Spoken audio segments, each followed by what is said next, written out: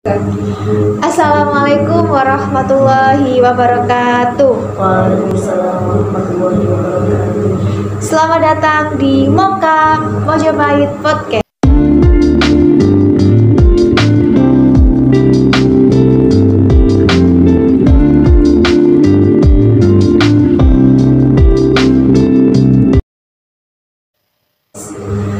Alhamdulillah, pada kesempatan kali ini saya Mitama Yutanti akan menemani sahabat soleh solihah semuanya untuk belajar dan menelusuri sejarah bersama. Pada hari ini saya berada di Pondok Pesantren Hidayatul Hikmah, tepatnya di Kelurahan Sawahan, Gang 2, Kecamatan Mojosari. Tentunya di sini saya tidak sendiri. Saya sudah ditemani dengan Ning Farah dan Gus Ama. Oke, langsung saja ya kita perkenalan dulu dengan beliau-beliaunya. Monggo Ning dan Gus. Assalamualaikum warahmatullahi wabarakatuh. Waalaikumsalam warahmatullahi wabarakatuh. Saya Muhammad Abdul Mahdi.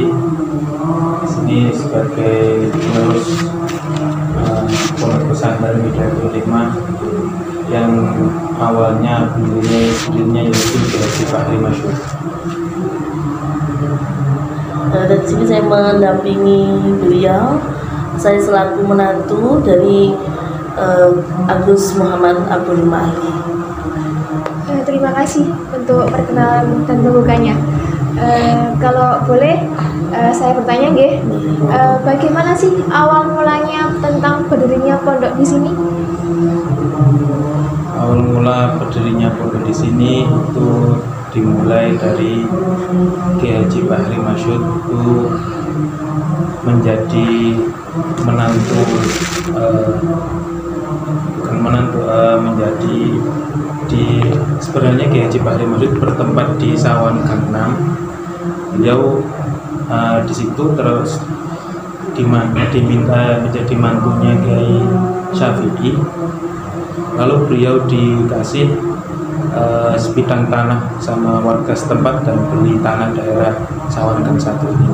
Makanya di sini jadilah awal mula pondok pesantren Sawan Darul Huda. Jadi pada tahun sekitar 60-an, ya, jadi tahun 60-an itu Kiai Haji Fahri hijrah ke sini untuk membangun sebuah pondok pesantren. Sebenarnya bukan pondok pesantren awalnya, Mbak, karena banyak yang berminat menuntut ilmu bersama beliau. Nah, di situ beliau akhirnya mendirikan dan diberi nama Darul Huda. Ya, Darul Huda nih. Kemudian setelah awal Darul Huda, kemudian setelah itu beliau menikah dengan Bu Nyai Royhana itu mempunyai 7 putri yang sugeng ya, maksudnya yang ada 7 putri, yang 2 sudah kapundhut. Jadi sebenarnya ada 9 gitu. Jadi yang 2 kapundhut itu ketika masih kecil. Jadi yang 7 itu sugeng sampai menikah. Nah, kemudian setelah beliaunya Kiai Haji Fahri wafat di tahun ini saya berpacu dari buku. Jadi karena kita generasi ketiga yang mana belum pernah bertemu dengan beliaunya, kemudian kita hanya tahu sepenggal cerita dari putri beliau yang masih sugeng sampai saat ini. Kemudian kita berpacu dengan buku biografi yang sempat diciptakan, jadi sempat dicetak juga. Jadi ketika beliau sudah wafat, kemudian beliau sudah mempunyai menantu saat itu. Jadi anak pertama dan anak keduanya itu sudah menikah. Nah, di sini kemudian karena yang tertua pada saat itu, jadi Bu Nyai Royhana itu janda, punya anak tertua, menantunya juga baik gitu ya. Jadi ketika punya menantu bernama Kiai Haji Dawam, ya Kiai Haji Dawam itu kemudian pindah ke sana kan dia. Pindah ke mana? Ke Mojogeneng.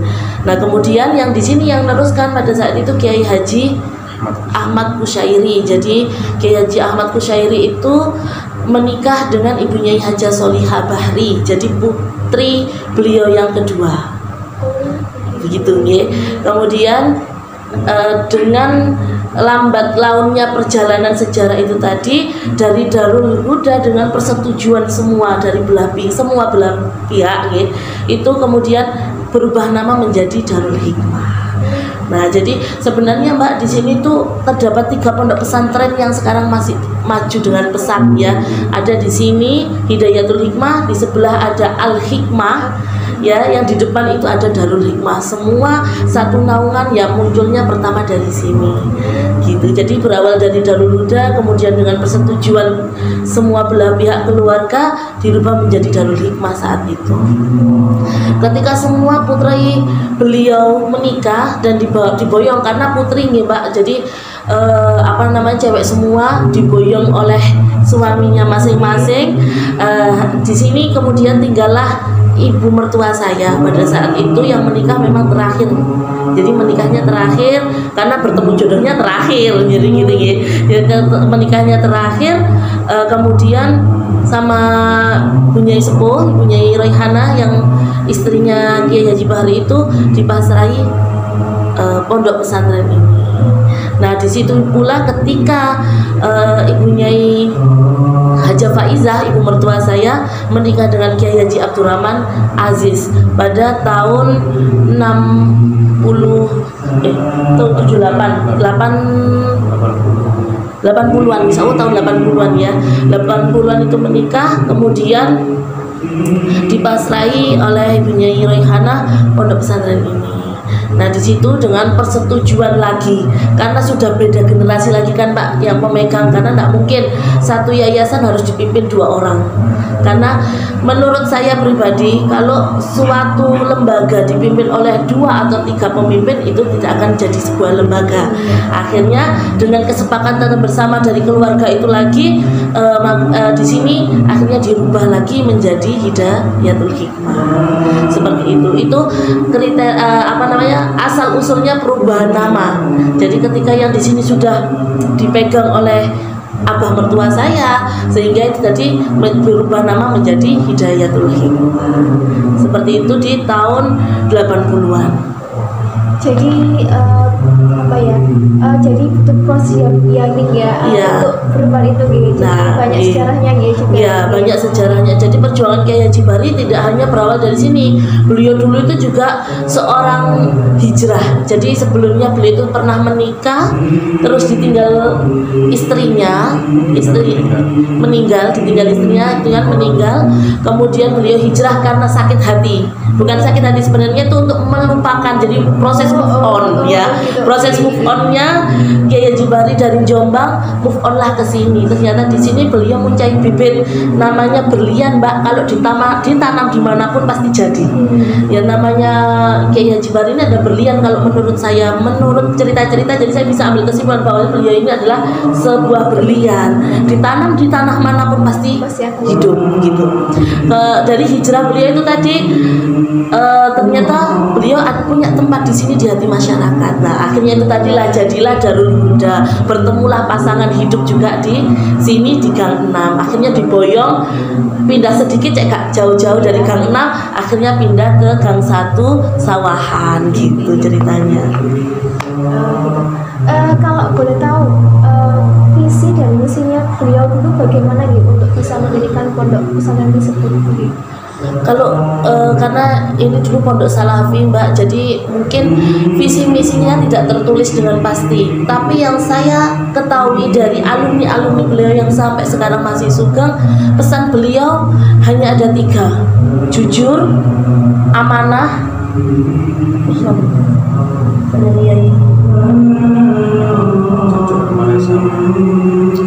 ulet. Ya, jadi santriku harus ulet, amanah dan jujur. Itu pesan beliau. Jadi saya kalau sampai titik ini pun melihat putra putri beliau yang akhirnya jadi dengan didikan ayah beliau yang seperti itu, kemudian melihat alumni yang sepuh yang sekiranya sampai saat ini tuh bisa kita lihat ada pondok pesantren Sengon Kiai Haji Soleh ya, itu juga alumni sini dulu.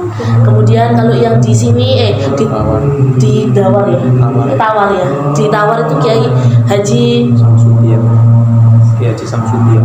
Samsudian, yaitu juga alumni beliau. Jadi alumni beliau sekarang mempunyai pondok pesantren yang memang pesat, kemajuannya pesat ya, karena pesat beliau itu tadi. Jadi orang tuh harus ulet, harus jujur, harus amanah. Tiga dari beliau Ya, yang harus dipegang. Ya.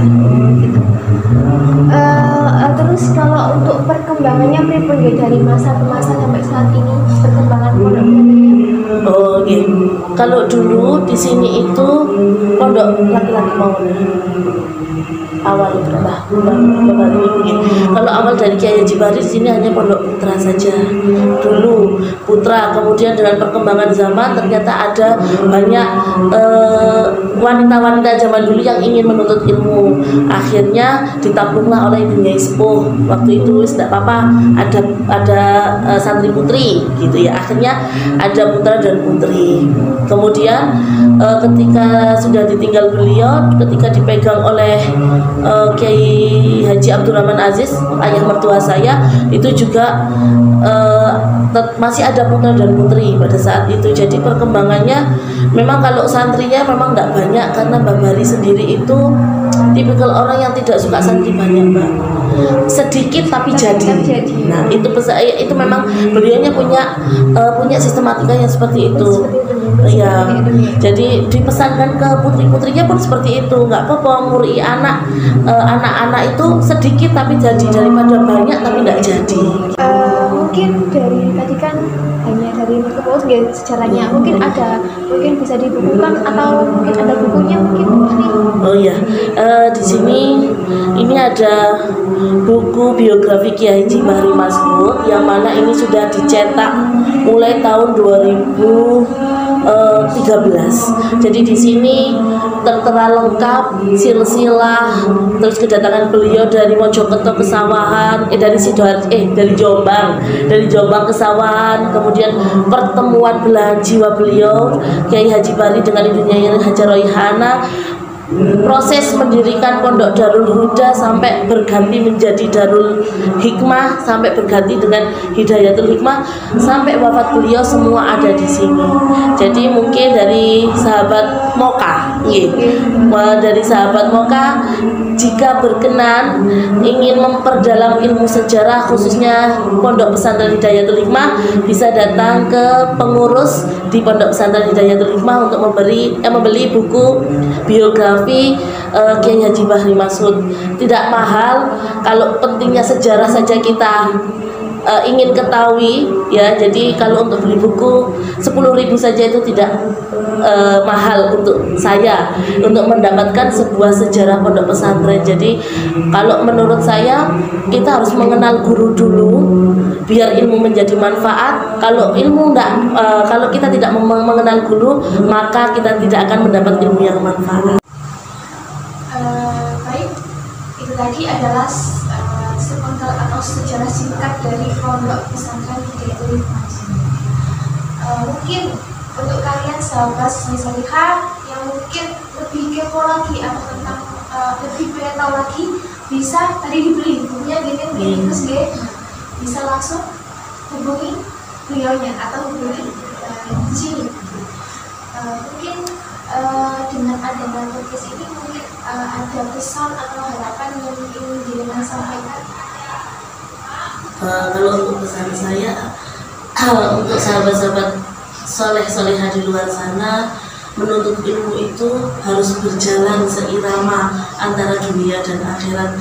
Karena kalau salah satunya aja kita akan berjalan dengan kaki pincang. Jadi kalau bisa dunia dicari, akhirat juga dicari, karena dua-duanya itu akan berkesinambungan sekarang atau selamanya. Tadi adalah harapan dan pesan dari para untuk sahabat soleh mungkin cukup sampai sini dulu ya pertemuan kita. Untuk selanjutnya jangan lupa terus simak dan ikuti konten kami dengan cara subscribe di YouTube PAJ IPPN Nusari atau bisa follow di akun Instagram kami. Mungkin baik kalau itu terima kasih. Itu sekian ini kami ucapkan terima kasih. Cukup sekian. motivasi kita semua tetap semangat dan saling berjuang untuk kedepannya. Baik, assalamualaikum warahmatullahi wabarakatuh. Sampai jumpa.